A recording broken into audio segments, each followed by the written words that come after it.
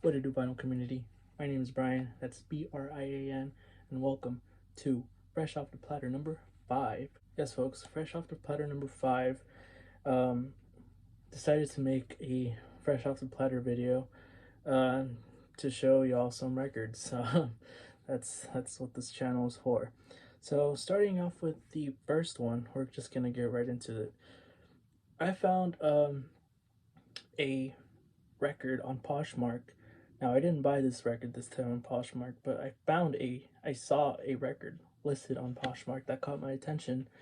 The title just looked very, very like I don't know, like one of those that you see in a popular jazz label. However, this record is uh not known, I don't think. Uh, so I was like looking for uh, any. I was trying to find if this was available for streaming. It was not. I saw that it was on Discogs. This was out in 1965, and it's basically a school uh jazz band. So without further ado, this is A Case for Jazz. Yeah, this is what caught my attention. Got this on Discogs for a good price, I think, compared to what was listed on Poshmark for $40. I Yeah, I mean, look at the cover. I'll take out the jacket. Just some just some guys playing jazz. I'm assuming they're playing jazz, but yeah, this is the Case Stage Band, directed by Albert Blazer. Case Institute of Technology is the school that of this album. Basically, you have college kids playing on here.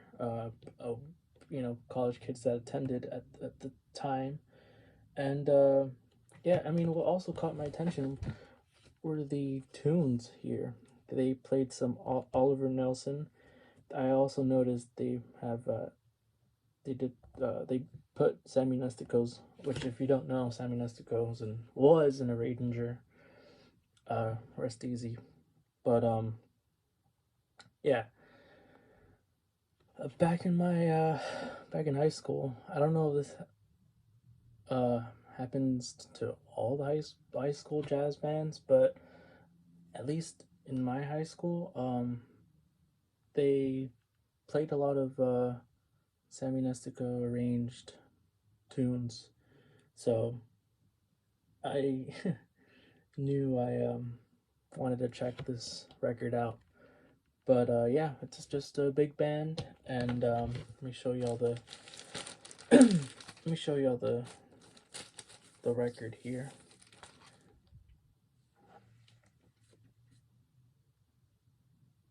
Possibly the first time shown on video or anywhere, because I cannot find anything about this, which leads me to what it sounds like. So this record really didn't impress me. The tunes were alright, but they weren't,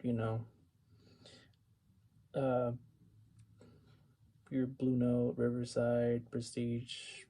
I mean, these are college kids, but at the same time, you had young cats like Lee Morgan playing on Blue Note records at 18. So, um, I decided to give this a shot, and I'm still gonna keep it because maybe later on down the line my ears will change and I'll appreciate it more. But yeah, when it comes to the solos here, um, they don't sound the best. The drums here are like a little quiet, and I mean, I think there are a couple copies out there, affordable price too. But yeah, this one was the first record that I wanted to show and just get it over with, because I've been wanting to show this record for a while now. But yeah, it's just I know there are a lot of like records that have been pressed by other schools and stuff.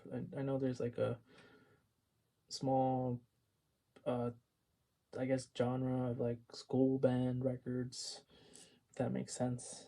And I guess this falls under that. But I mean, just look at that cover. It this is what got my attention, as well as the tunes. The name of the tunes are interesting. I mean, the first one, it's called Waltz of the Aardvark. Teddy, the Toad, Ho Down, Blue Blues, Uptown Walk. I mean, it's like, if the tune names are awesome, I bet the music will be. And sometimes you're just let down. But anyways, moving forward, these are um, records that I got from the shop. Starting off with this roulette record. This is Louis Armstrong and Duke Ellington recording together for the first time. So this one was out, I think, in 1960. I could be wrong, but yeah, this has Louis Armstrong, who plays trumpet and does vocals, and then you have Duke Ellington playing piano, but you also have some other musicians playing with them. So you have Trummy Young on trombone, Barney Bigard on clarinet, Mort Herbert on bass, and Danny Barcelona on drums. This is a gatefold, and you can see some of the recording or photo sessions, I guess. But yeah, I mean, I believe there's a I would say like an audiophile reissue of this. I could be wrong. I'm gonna actually check. But if there is, I believe it's expensive. I can't remember who put it out. It might have been Classic Records. Usually with titles, or usually the Classic Records the analog production stuff from the 90s go for a ton of money. So it says here on Discogs this was released in 1961. And if I remember correctly, there is a Classic Records reissue of this, which goes for, I think, double for what an original goes for. But I bet the reissue goes, or I bet the reissue sounds good. Those are never disappointing, to say the least. But yeah, this one is really good. I really enjoy listening to this one. I've been wanting it for a while now, and when I saw that the shop had posted this record on their Discogs, I went ahead and paid a visit. And yeah, mine doesn't have a deep groove. I couldn't find my particular pressing on Discogs, and you'll see that, I think, throughout the video. I'll show some more like records, or maybe not in this video, maybe in the next one. I'll show like a few records that I found. Not unusual pressings, but it's just like maybe people have been posted particular pressings onto Discogs. Anyways, if you've never listened to this one, listen to it. It sounds beautiful. Next up, another amazing vocalist, one of my favorites, if not my favorite, Frank Sinatra. This is a promo. This is All Alone, arranged and conducted by Gordon Jenkins. This is on that reprise, and I can't remember when this was released. Oh, also 1961.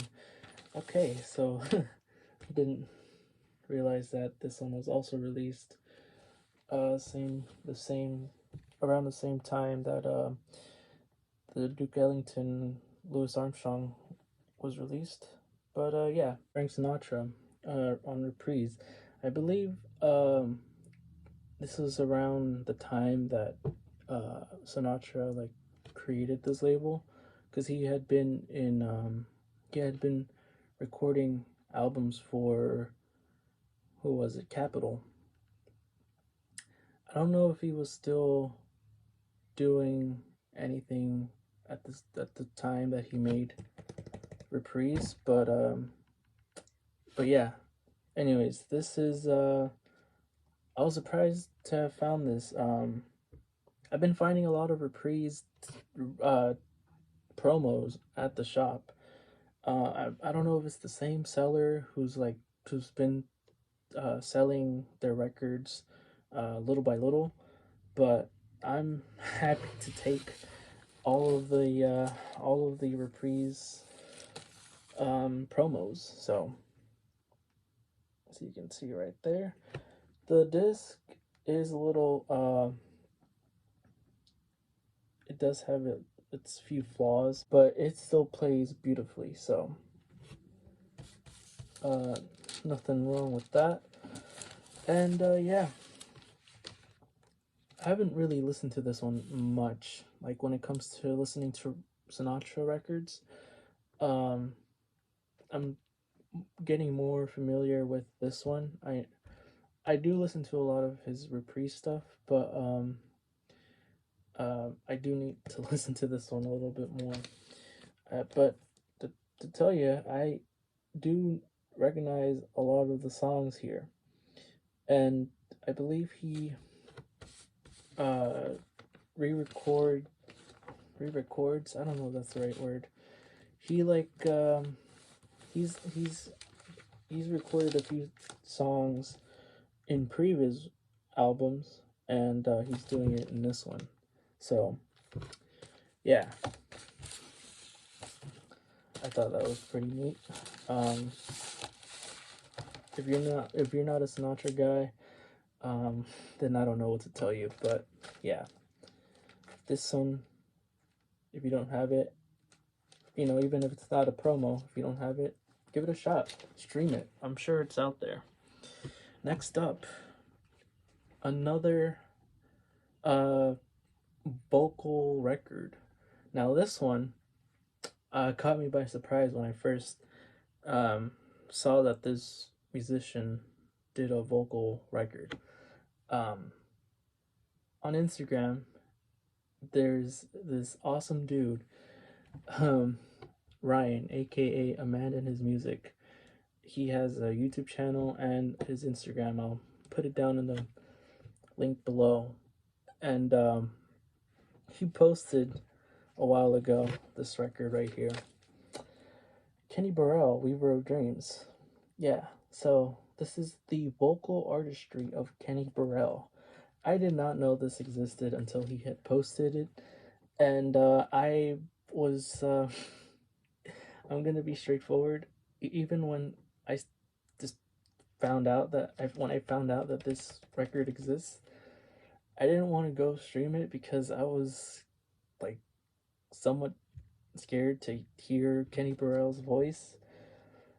And it wasn't until like a few months later, I can't remember when he had posted this, but it was like fast forward to maybe like May.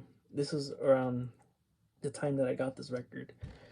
Um, right before I got this, I was like, okay, gonna listen to it, gonna stream it, and boom. Really, really, really cannot stop spinning this. Um, surprisingly, it's like not a lot of copies are out there. And if they are, like, it's a hit or miss because some people list this too high and some people list it too low, but the condition tends to be not the best. So, by the way, this is on Columbia. This is the Columbia 6i. This is in mono. So when I saw that the shop posted this on Discogs, I was like, I'm gonna place an order and pick it up when I go. And when I went, they knew that I had placed the order. I guess they know me now. But anyways, the disc, the wax is a bit rough. I got this for I think $14. Um, it said that it was a G plus. Honestly, it still plays magnificent, even with the condition. Uh, I remember before spinning this, I was spinning another record. I think it was like a reissue of some record. And when I put this on, the vintage sound of this record is top notch. Um, it was like just loud, punchy. The vocals were just there. This is the back cover of Kenny Burrell's record. Um, but you have Kenny Burrell on guitar, Tommy Flanagan on piano, Wendell Marshall on bass, and Bobby Donaldson on drums. Oh, and also Bobby Jasper on tenor sax. Uh, I'll Buy You a Star, the first tune on here. I can't stop listening to that. Um, but yeah, there's also two tunes where they do where Kenny Burrow doesn't do vocals, and it's a little refresher, I guess, for those who don't enjoy a vocal jazz album. But I this is a must listen if you've never heard Kenny Burrow sing. Stream it, and if you can find a copy, get it. I know that there's a classic records, just like the Louis Armstrong and Duke Ellington. There's a classic records reissue of this. Good luck finding it. I'm sure it's out there, but hopefully you guys don't have to pay, uh, you know, 4 times the price of an OG. And if you can find an OG for a good price, get it, because you will not be disappointed. And if you are disappointed, and if the condition of the record is better than this one, holla at me, because I'm looking for a cleaner copy. For now, I'm going to be spinning. I'm going to keep spinning this one. So, next up, let's see. So, these two I have not listened to, but I have streamed them. I have listened to them, multiple times through streaming. Now, the first one I'm going to show, actually, first, before I say anything, these two came from a Whatnot auction. So these were purchased online. And first one I'm going to show is a record that I've seen from the shop. Now, I posted this a while ago. I think this was my second visit from the shop. They had this record, and it was like the disc only. And for some reason, they had it priced at $55. And when I saw it, I was like, okay, $55. So I looked it up on Discogs, and I saw that the price of this was all right, But the when I saw the wax of this record, it was chipped, and I was like, why would I pay $55 for a chipped record? So I just, kept on looking through, and fast forward. Um what's the name of the shop? The Record Parlor.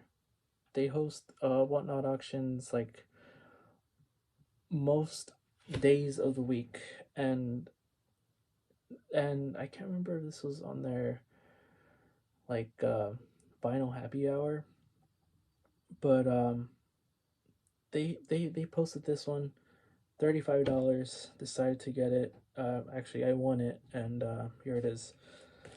This is Right On Brother by Boogaloo Joe Jones. This was yeah, $35. This is on that uh light blue. I know it has its name, but I can't remember. But it's on that light blue prestige stereo. And this one has its cover, and yeah, it is good looking, good looking cover. The wax on this one, not chipped, so I just need to clean it. I haven't even cleaned it. I've been so busy. I just got done with school, and hoping to spin this one soon. But yeah, Right On Brother, Boogaloo Joe Jones. I can't remember when this one was released. I think this was done in 1970 or 1971. Um, but this is awesome. This is an awesome record. So you have Boogaloo Joe Jones on guitar, Rusty Bryant on tenor sax and alto sax, Charlie Earland on organ, Jimmy Lewis on Fender bass, and Bernard Purdy on drums. And yeah, they play some, or maybe they play a lot of standards. I don't know. I just know one of the standards on here. Things ain't what they used to be.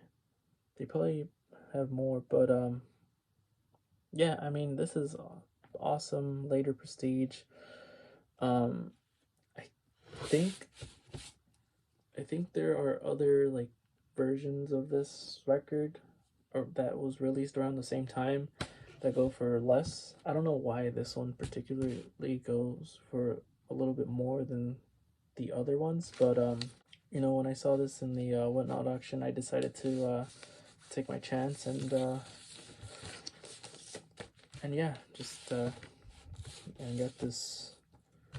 Hopefully there's a reissue of this. I don't even know if there is a reissue right now, but if there isn't, I hope, you know, someone does a reissue. But yeah, this is a good listen. On prestige. Last but not least, this other uh record that I got from the Whatnot auction. I think this was G plus all around. I mean, based off the cover, it is it's seen better days, but it's a nice Impulse record. This is Impulse A9124. This is Coltrane live at the Village Vanguard again. I've never had a copy of Coltrane live at the Village Vanguard again. I've seen it multiple times when I go record shopping, but I always pass it. And when I saw this on the Whatnot auction for $5, I was like, okay, let me place a bid. And I was the only person to have placed a bid, and I won. This is in mono. I think this is the club edition or club pressing, but yeah, there's only 3 tunes on here: Nema, Introduction to My Favorite Things, and then My Favorite Things. And yeah, let me see if I can show you the gatefold.